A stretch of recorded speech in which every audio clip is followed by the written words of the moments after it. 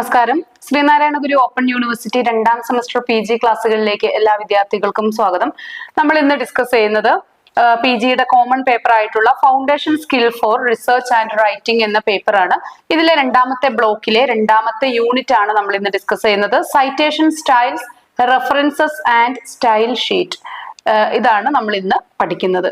Okay, so ഇവിടെ നമ്മൾ സൈറ്റേഷനെ കുറിച്ചാണ്. നമ്മൾ ഒരു റിസർച്ച് സംഘടിപ്പിക്കുമ്പോൾ അതിൽ നമ്മൾ കിട്ടിയിരിക്കുന്ന അല്ലെങ്കിൽ നമ്മൾ എന്തൊക്കെ വിവരങ്ങളാണോ സ്റ്റേറ്റ് ചെയ്തിരിക്കുന്നത് അതിന്റെ സോഴ്സ് നമ്മൾ അവിടെ കൃത്യമായിട്ട് സ്പെസിഫൈ ചെയ്യേണ്ടതായിട്ടുണ്ട്.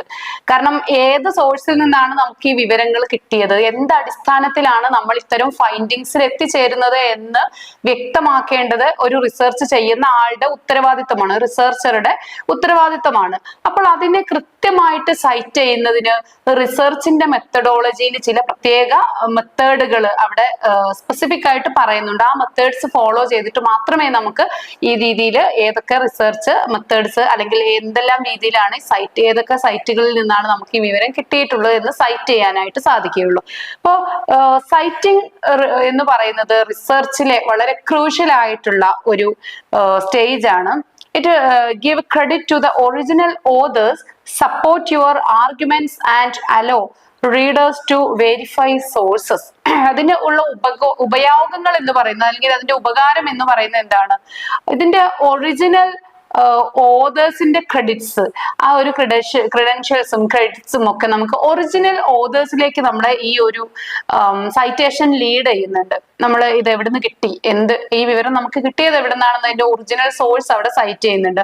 അതുപോലെ സപ്പോർട്ട് യുവർ ആർഗ്യുമെന്റ്സ്, നമ്മളുടെ ആർഗ്യുമെന്റ്സ്, അതായത് ആ ഒരു റിസർച്ചിൽ നമ്മൾ ചില ആർഗ്യുമെന്റ്സ് വെച്ചിട്ടുണ്ടാവുമല്ലോ, ആ ആർഗ്യുമെന്റ്സിന് സപ്പോർട്ട് കിട്ടും. കാരണം ഇന്ന എവിഡൻസിലാണ് ഞാൻ ഇത് പറയുന്നത്, എനിക്ക് ഇന്ന വിവരം ഈ ഇന്ന സ്രോതസ്സിൽ നിന്ന് കിട്ടിയ വിവരത്തിന്റെ അടിസ്ഥാനത്തിലാണ് ഞാൻ ഇപ്രകാരം പറയുന്നത് എന്ന് കൃത്യമായിട്ട് പറയുമ്പോൾ അത് നമ്മളുടെ ആ ഒരു റിസർച്ചിനുള്ള അല്ലെങ്കിൽ നമ്മുടെ ആർഗ്യുമെന്റിനുള്ള സപ്പോർട്ടാണ്. Then allow readers to verify the sources. അതുപോലെ റീഡേഴ്സിന് ഒരു അവകാശമുണ്ട്. റീഡേഴ്സിന്റെ അവകാശമാണ് ഇത് എങ്ങനെയാണ്, എന്തടിസ്ഥാനത്തിലാണ് ഈ കക്ഷി ഇത് പറയുന്നത് എന്ന് അറിയുന്നത്. ഇപ്പോ റീഡേഴ്സിന് ആ സോഴ്സ് നമ്മൾ അവിടെ കൊടുത്തിട്ടുണ്ടെങ്കിൽ, ഇപ്പോ ഇന്ന ബുക്കിൽ ഇത്രാമത്തെ വോളിയത്തിൽ ഇത്രാമത്തെ പേജ് എന്ന് നമ്മൾ അവിടെ സ്പെസിഫൈ ചെയ്തിട്ടുണ്ടെങ്കിൽ ഈ ആൾക്ക് ആ പുസ്തകം എടുത്ത് അതിലെ ഇത്രാമത്തെ വോളിയത്തിൽ ഇത്രാമത്തെ പേജ് എടുത്ത് നോക്കാം ഇത് ഇങ്ങനെ തന്നെയാണോ പറയുന്നത് എന്ന്. അപ്പൊ അതിനു വേണ്ടിയിട്ടാണ് നമ്മൾ അവിടെ സൈറ്റേഷൻ കൊടുക്കുന്നത്. ഓക്കെ, ഇനി ഈ സൈറ്റേഷന് ചില പ്രത്യേക രീതികളുണ്ട്, സ്റ്റൈൽസ് ഉണ്ട്. ആ സ്റ്റൈൽസ് പരീക്ഷയുടെ ഒരു വലിയ ചോദ്യമാണ്. ഒരു എസ്സേ ടൈപ്പ് ക്വസ്റ്റ്യൻ പ്രതീക്ഷിക്കാവുന്ന ഒരു മേഖലയാണ് ഈ പറയുന്ന സൈറ്റേഷൻ. അപ്പോൾ ആ പ്രധാനപ്പെട്ട ഒരു 3 സൈറ്റേഷൻസ് ഇതിന്റെ സ്റ്റൈല് നമുക്ക് പഠിച്ചിരിക്കാം. ഒന്നാമത്തേത് APA അല്ലെങ്കിൽ APA, American psychological assessment style എന്ന് പറയുന്ന ഒരു മെത്തേഡാണ്. നമ്മളതിനെ APA എന്നാണ് പറയുന്നത്, APA. അതില് ഈ ഒരു മെത്തേഡില് സൈറ്റേഷൻ വളരെ സിമ്പിൾ ആണ്. പേര് കേട്ട് ഇത് വലിയ കാര്യമാണെന്ന് വിചാരിക്കേണ്ടതില്ല. നമ്മൾ ഇവിടെ പറയുന്നത് എന്താണ്, ഈ ബിബ്ലിയോഗ്രഫി കൊടുക്കാറില്ലേ, അതാണ് ആക്ച്വലി സൈറ്റേഷൻ എന്നതുകൊണ്ട് ഉദ്ദേശിക്കുന്നത്. ബിബ്ലിയോഗ്രഫി കൊടുക്കുമ്പോൾ അതിൽ ഏതൊക്കെ രീതിയിൽ, വെറുതെ ഇന്ന ബുക്കിൽ നിന്ന് ഇന്ന പേജ് എന്ന് എഴുതിയാൽ പോരാ, അതിലൊക്കെ ഒരു ആധികാരികമായിട്ടുള്ള ചില രീതികൾ ഉണ്ട്.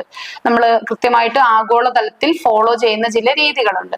അപ്പോൾ അന്താരാഷ്ട്ര തലത്തിലുള്ള ഈ രീതികൾ ഫോളോ ചെയ്തെങ്കിലേ നമ്മളുടെ ഈ ഒരു റിസർച്ചിന് ഒരു അന്താരാഷ്ട്ര തലത്തിലുള്ള ഒരു അംഗീകാരം കിട്ടുകയുള്ളൂ. അപ്പൊ അതുകൊണ്ട് നമ്മൾ കൃത്യമായിട്ട് ഇതിന്റെ ഈ ഒരു രീതികളെ നമ്മളും ഫോളോ ചെയ്യണം. അപ്പൊ അതുകൊണ്ടാണ് നമ്മൾ ഈ ബിബ്ലിയോഗ്രഫി നല്ല രീതിയിൽ എഴുതേണ്ടതിന്റെ ആവശ്യകത. അതിന്റെ ഏതെങ്കിലും ഒരു മെത്തേഡ് ഉപയോഗിച്ച് അത് ഫോളോ ചെയ്താണ് നമ്മൾ എഴുതേണ്ടത്. അപ്പൊ അതിലുള്ള ഒരു മെത്തേഡാണ് അമേരിക്കൻ സൈക്കോളജിക്കൽ അസസ്മെന്റ് സ്റ്റൈൽ എന്ന് പറയുന്നത്.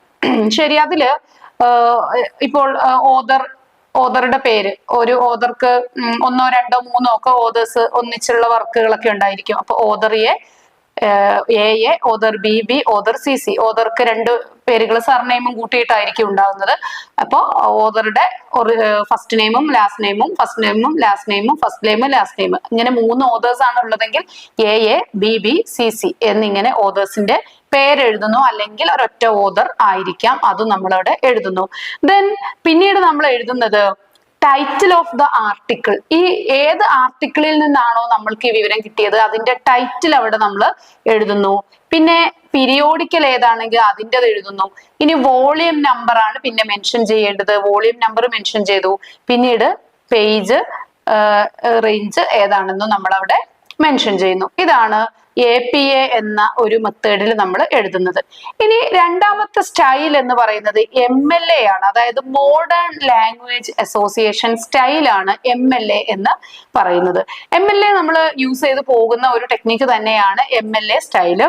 ഇതില് നമ്മൾ ഓതറുടെ പേര് എഴുതുന്നു, പിന്നീട് ടൈറ്റിൽ ഓഫ് ദ ആർട്ടിക്കിൾ, ആർട്ടിക്കിളിന്റെ ടൈറ്റിൽ എഴുതുന്നു, ദെൻ ടൈറ്റിൽ ഓഫ് ജേർണൽ എഴുതുന്നു, വോളിയം നമ്പർ എഴുതുന്നു. ഇതിൽ അഡീഷണൽ വരുന്നത് ഇയർ വരുന്നുണ്ട്, അതുപോലെ പേജ് വരുന്നുണ്ട്, പിന്നെ അതിന്റെ URL, അതിന്റെ എന്താണ് QR കോഡുകൾ, അങ്ങനെയൊക്കെയുള്ള ഡിജിറ്റൽ ആയിട്ടുള്ള കാര്യങ്ങൾ കൂടി നമ്മൾ അവിടെ മെൻഷൻ ചെയ്യുന്നുണ്ട് MLA എന്ന് പറഞ്ഞാൽ മോഡേൺ ലാംഗ്വേജ് അസോസിയേഷൻ സ്റ്റൈലാണ്. ദെൻ അടുത്ത സ്റ്റൈൽ എന്ന് പറയുന്നത് ചിക്കാഗോ സ്റ്റൈലാണ്. ചിക്കാഗോ സ്റ്റൈൽ നോർമലി യൂസ് ചെയ്യുന്നത് ഈ ഹിസ്റ്ററിയിലും അതുപോലെ ബിസിനസ്സിലും ഫൈൻ ആർട്സിലും ഒക്കെയാണ് ഈ ചിക്കാഗോ സ്റ്റൈൽ നമ്മൾ സാധാരണഗതിയിൽ യൂസ് ചെയ്യാറുള്ളത്. സയൻസിൽ നമ്മൾ ഈ ചിക്കാഗോ സ്റ്റൈൽ യൂസ് ചെയ്യാറില്ല. ഓക്കെ, ഇനി ഇതില് ഓതറുടെ പേര് തന്നെയാണ് ആദ്യം വരുന്നത്, പക്ഷെ അത് നമ്മൾ ലാസ്റ്റ് നെയിം, ഓതറുടെ ലാസ്റ്റ് നെയിം ഫസ്റ്റ് ആയിട്ട് എഴുതുന്നു, ഓതറുടെ ഫസ്റ്റ് നെയിം ലാസ്റ്റ് ആയിട്ടും എഴുതുന്നു. ഓക്കെ, ഇപ്പൊ ജോൺ സ്മിത്ത് എന്ന പേര് സ്മിത്ത് ജോൺ എന്ന് എഴുതുന്ന ഒരു രീതി, ആ രീതിയിൽ എഴുതുന്നു. പിന്നെ ടൈറ്റിൽ ഓഫ് ദ ആർട്ടിക്കിൾ, ആർട്ടിക്കിളിന്റെ ടൈറ്റിൽ എഴുതുന്നു. ദെൻ ടൈറ്റിൽ ഓഫ് ജേർണൽ, ജേർണലിന്റെ ടൈറ്റിൽ എഴുതുന്നു, വോളിയം എഴുതുന്നു, പേജ് നമ്പർ എഴുതുന്നു, അതുപോലെ URL എഴുതുന്നു, അതായത് QR കോഡ്, ഡിജിറ്റൽ എവിഡൻസ് എന്താണെന്നുള്ളത് എഴുതുന്നു. അപ്പോൾ ഈ രീതിയിലാണ് നമുക്ക് ഇതിന്റെ സൈറ്റേഷൻ എഴുതുന്നത്. അപ്പോൾ ഇത് പ്രധാനപ്പെട്ട 3 APA, MLA, ചിക്കാഗോ സ്റ്റൈല്, ഈ 3 സ്റ്റൈലുകൾ നന്നായിട്ട് പഠിച്ചു വെക്കുക. ഇനി നമ്മൾ ഒരു റിസർച്ചില് ഈ ബിബ്ലിയോഗ്രഫി എഴുതുന്ന സമയത്ത് നമ്മൾ എന്താണോ നമ്മളുടെ റിസർച്ചിന്റെ കണ്ടന്റ് അതിനനുസരിച്ച് ഏതേത് സ്റ്റൈലുകളാണ് നമ്മൾ എടുക്കുന്നത് എന്നത് അതിനനുസരിച്ച് നമുക്ക് എടുക്കാം. ഇപ്പൊ നമ്മളൊരു ഹിസ്റ്ററിയിൽ ഒരു റിസർച്ച് ആണ് സംഘടിപ്പിക്കുന്നതെങ്കിൽ നമുക്ക് ചിക്കാഗോ സ്റ്റൈലാണ് ഏറ്റവും ആപ്റ്റ് ആയിട്ടുള്ള സ്റ്റൈലായിട്ട് സാധാരണ എടുക്കാറുള്ളത്. അപ്പൊ നമുക്ക് അവിടെ ചിക്കാഗോ സ്റ്റൈല് ഫോളോ ചെയ്യാം. ഇനി അപ്പോൾ നിങ്ങളൊരു സയൻസ് വിഷയമാണെങ്കിൽ അവിടെ ചിക്കാഗോ സ്റ്റൈല് നിങ്ങൾ ഫോളോ ചെയ്യേണ്ടതില്ല. അപ്പൊ ഈ രീതിയിൽ അതിനെ നമ്മുടെ ഇത് ഒരു യുക്തിക്കനുസരിച്ച് സ്വീകരിക്കാം. പിന്നെ മറ്റൊന്ന്, ഇനി നമുക്ക് ഒരു 4ാമത്തെ യൂണിറ്റിൽ നമ്മൾ പഠിക്കുന്നത് ഈ റിസർച്ചിന്റെ പബ്ലിക്കേഷനെ കുറിച്ച് പഠിക്കുന്നുണ്ട്. അവിടെ നമ്മൾ വിശദമായിട്ട് ഡിസ്കസ് ചെയ്യാൻ പോകുന്ന ഒരു പോയിന്റ് ഉണ്ട്. അതായത് ഇത് നമ്മൾ പബ്ലിഷ് ചെയ്യുന്ന ഒരു ജേർണൽ ഉണ്ടായിരിക്കും. ആ ജേർണലിന് ഒരു പ്രത്യേക ക്രൈറ്റീരിയ അല്ലെങ്കിൽ അവർക്ക് അവരുടേതായ ചില സിസ്റ്റംസ് അല്ലെങ്കിൽ ചില നോംസോ റെഗുലേഷൻസ് ഒക്കെ ഉണ്ടാവും. അപ്പൊ അതിനനുസരിച്ച് കൂടി നമുക്ക് നമ്മളുടെ ബിബ്ലിയോഗ്രഫി സെറ്റ് ചെയ്യേണ്ടതായിട്ടുണ്ടാവും. അവരുടെ ഉപയോഗിക്കുന്ന മെത്തേഡ് അനുസരിച്ച് MLAയോ ആപ്പയോ ഒക്കെ നമുക്ക് എടുക്കേണ്ടതായിട്ട് വരും. അപ്പൊ ഇങ്ങനെ ഈ നമ്മളുടെ റിസർച്ചിന്റെയും അത് പബ്ലിഷേഴ്സിന്റെയും ഒക്കെ സ്വഭാവം അനുസരിച്ചിട്ടാണ് നമ്മൾ ഈ പറയുന്ന ബിബ്ലിയോഗ്രഫിയിൽ ഏത് മെത്തേഡ് ഫോളോ ചെയ്യണം എന്ന് തീരുമാനിക്കേണ്ടത്. ഇനി ബിബ്ലിയോഗ്രഫി ഒരു റിസർച്ചിനെ സംബന്ധിച്ച് വളരെ പ്രധാനപ്പെട്ട ഒരു കാര്യമാണ്. ബിബ്ലിയോഗ്രഫി നമുക്ക് ഒരിക്കലും സ്കിപ്പ് ചെയ്ത് പോകാൻ പറ്റാത്ത ഒരു ക്രിഡൻഷ്യൽ ആണ് ഒരു റിസർച്ചിനെ സംബന്ധിച്ചിടത്തോളം. അപ്പൊ ഇത്രയാണ് നമുക്ക് ഈ ഒരു 2nd യൂണിറ്റിൽ ഡിസ്കസ് ചെയ്യാനുള്ളത്. Thank you.